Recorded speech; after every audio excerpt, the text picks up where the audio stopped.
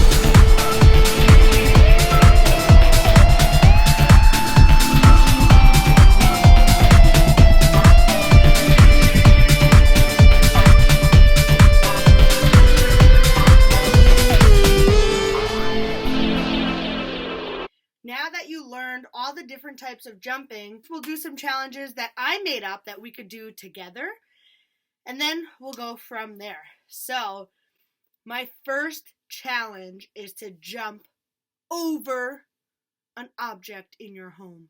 Let's do it. My object is this square pillow, and I'm going to put it there, and my job is to try and jump over it.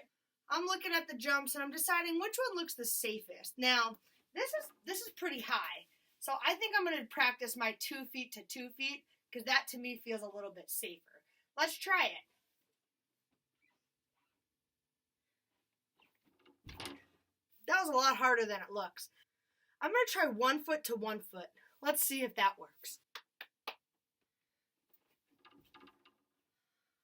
That was a lot easier.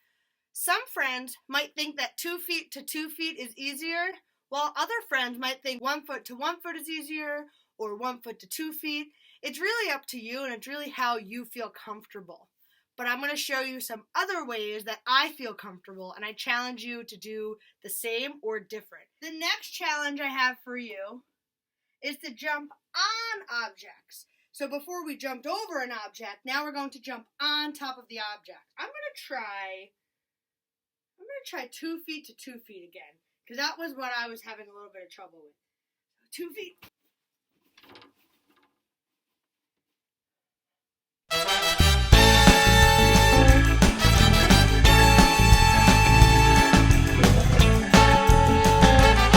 Have you all ever played The Floor is Lava? You can play and practice all the different types of jumping that you're learning.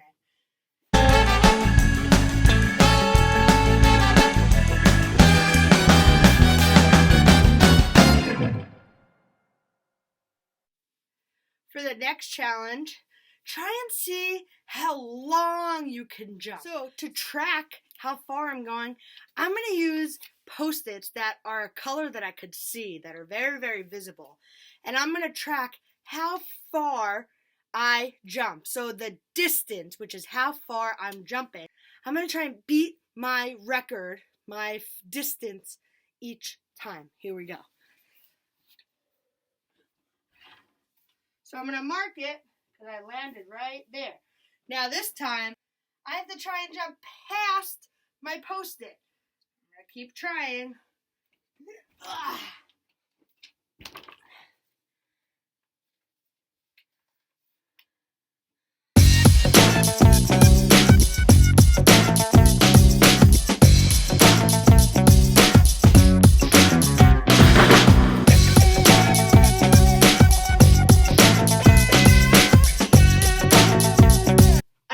You could do is measure how high you can jump.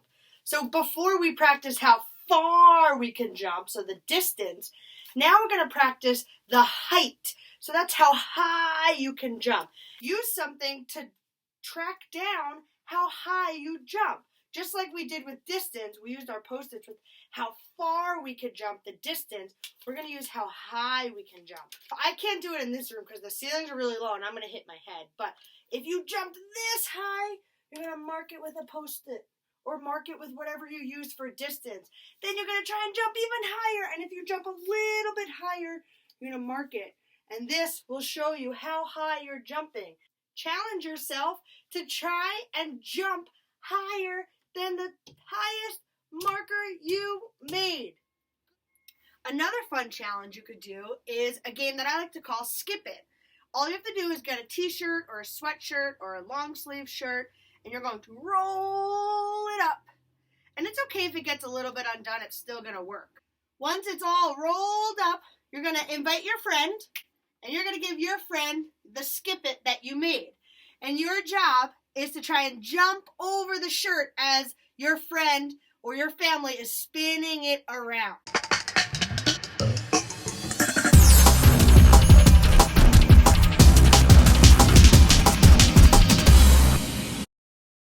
The last part of today's movement break is to make your own creative jumping challenge. So, over the weekend, I bought a toy. I bought a remote control car. Now, Miss Ramirez from the Crescents challenged me to incorporate my fun new toy into the next movement break. So, I invited my friend, and she's going to drive the car, and I have to try and jump over the car.